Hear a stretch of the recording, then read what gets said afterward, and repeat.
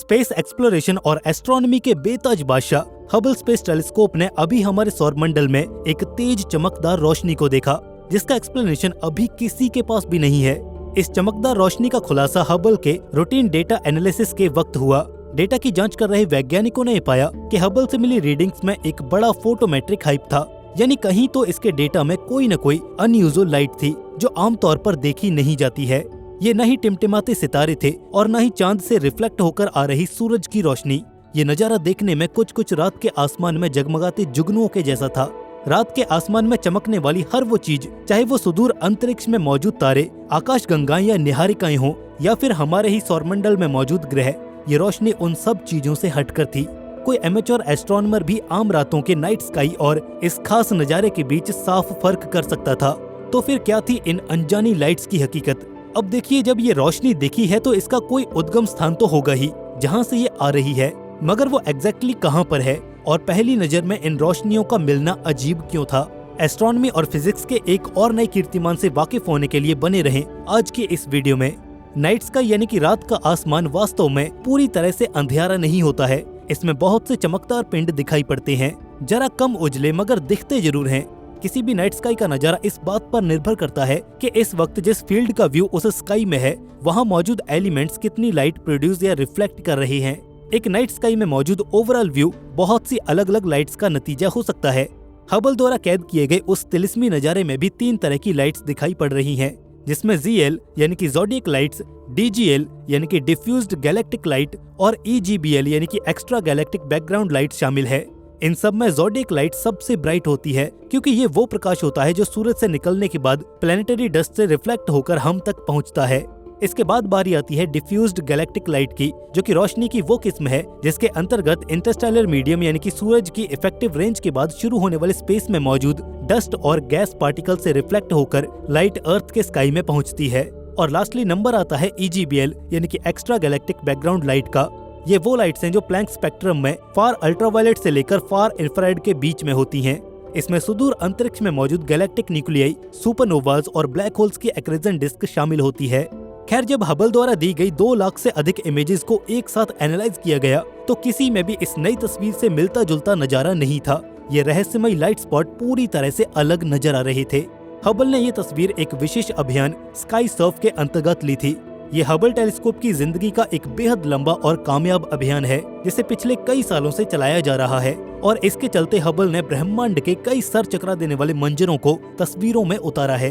Hubble telescope पर काम कर रही एक टीम के मुताबिक हबल की तस्वीरों में दिखने वाले 95% लाइट 0.6 से लेकर 1.25 माइक्रोन वेवलेंथ वाली लाइट है।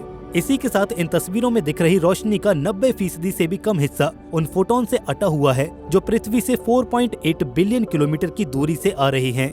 पिछले कई दशकों में वैज्ञानिकों ने टेलीस्कोप इमेजेस का सहारा लिया है ब्रह्मांड की बेहद सी संरचनाओं जैसे कि सितारों और आकाशगंगाओं के अध्ययन के लिए। रिसर्चर्स ने इन स्काई फोटोन्स को ये कहकर नकार दिया कि एक्चुअल फील्ड ऑफ व्यू में इन लाइट स्पॉट्स का कोई खास सिग्निफिकेंस नहीं है। रिसर्चर्स की माने तो सौरमंडल के इर्द गिर्द नजर आने वाली इस रहस्यमय चमक के पीछे एक नहीं बल्कि कई कारण हो सकते हैं।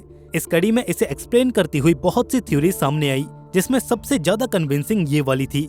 जी हाँ, ये है डस्ट पार्टिकल रिफ्लेक्शन थ्योरी, जिसके अनुसार आज से पहले कभी न देखे गए कुछ डस्ट पार्टिकल्स ने ये रोशनियां रिफ्लेक्ट की। ये एक वेल नोन फैक्ट है कि हमारा सोलर सिस्टम एक चावल के दाने जितने बड़े धूलकण से लेकर बेहद विशालकाय और बजनी धूमकेतुओं से भरा पड़ा है।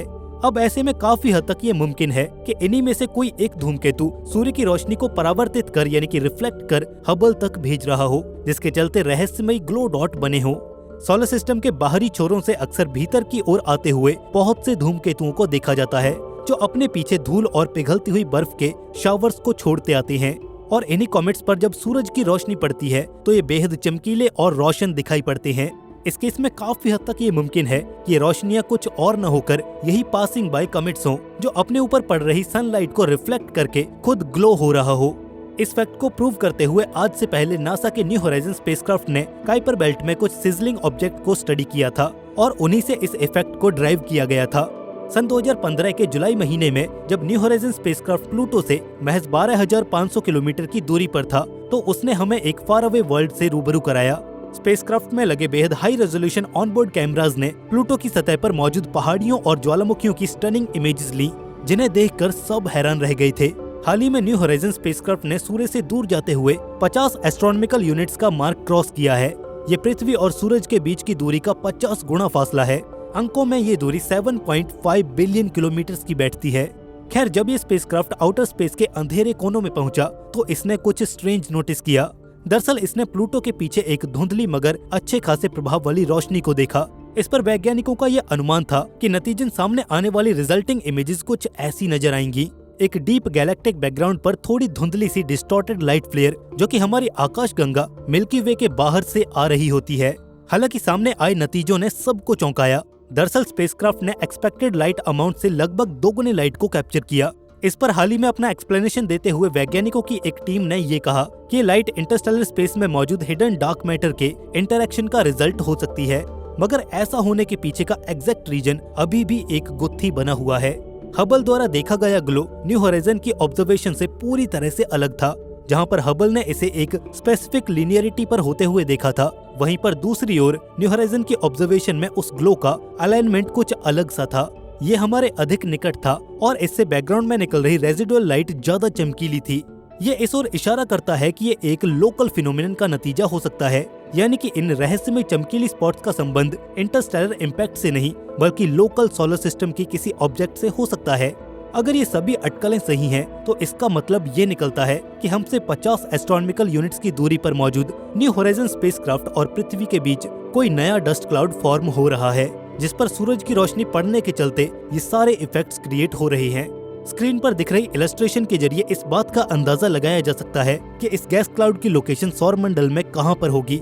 And if actually it's the case, तो हम सोलर सिस्टम में एक नई आर्किटेक्चरल बॉडी की खोज करने के बेहद निकट जा पहुंचे हैं। बस आगे इसके वजूद पर मोहर लगाते हुए बस चंद सबूतों की ही जरूरत होगी, तो फिर हम बियॉन्ड काइपर बेल्ट भी एक सिग्निफिकेंट ऑब्जेक्ट की तलाश पूरी कर लेंगे। वैसे भी ये पहली बार नहीं है जब सौरमंडल में किसी रहस्यमय रोशनी को देखा गया हो। अक्सर ऐसा होता रहता है कि हमारे सौरमंडल के अलग अलग स्थानों पर ये घोस्ट लाइट नजर आती रहती हैं, मगर इनके एक्सप्लेनेशन के अभाव के चलते अक्सर इन्हें इग्नोर कर दिया जाता है। मगर ये पहली बार है जब इसके कंक्लूजन को फाइंड आउट करने के हम इतने करीब जा पहुंचे हैं। केवल इंटरस्टेलर ग्लो ही नहीं बल्कि इंट्रागैलेक्टिक ग्लोज भी कई बार सवालों के घेरे में होती हैं। गैलेक्सीज के सेंटर यानी कि न्यूक्लियस से निकलने वाली बेहद चमकीली रोशनी को भी आज तक पूरी तरह से एक्सप्लेन नहीं किया गया है। अभी हाल ही का किस्सा लीजिए। मानव सभ्यता द्वारा बनाया गया अब तक का सबसे दूर जाने वाला स्पेसक्राफ्ट वॉयेजर 1 और वॉयेजर 2 आज सौरमंडल की सीमाओं को लांघकर सूरज के प्रभाव से दूर एक फ्री स्पेस में मौजूद हैं, जहां उन्हें बहुत सी अनएक्सपेक्टेड लाइट्स और एनर्जीज देखने को मिलती हैं, जिनका अभी हमारे पास कोई एक्सप्लेनेशन नहीं है। कहीं न कहीं जाकर ये सभी चीजें इसी फिनोमिनन से कोरिलेट होती हैं और उम्मीद है कि हम फ्यूचर में इन्हें समझ सकेंगे। मगर फिलहाल के लिए जिस एक चमकदार रोशनी की हम सबको जरूरत है, वो है आपकी स्क्रीन के थोड़ा सा नीचे दिखने वाला ये सब्सक्राइब बटन। अगर आप इस लाल रोशनी को ग्रे कर दें तो वाकई आपका बड़ा फायदा होगा। आप नियमित रूप से ऐसी साइंस वीडियोस देख पाएंगे और साथ ही बेल आइकन दबाना बिल्कुल भी मत भूलिएगा, क्योंकि इसी से तो हमारी सारी वीडियोस की नोटिफिकेशन आपको मिलती रहेंगी। खैर, अगर आपको हमारी ये वीडियो पसंद आई तो इसे लाइक और दोस्तों में शेयर जरूर करें और मिलते हैं जल्द ही आपको ऐसी ही एक अंतरिक्ष विज्ञान से जुड़ी एक नई वीडियो के साथ। तब तक के लिए look up in the sky with curious eyes.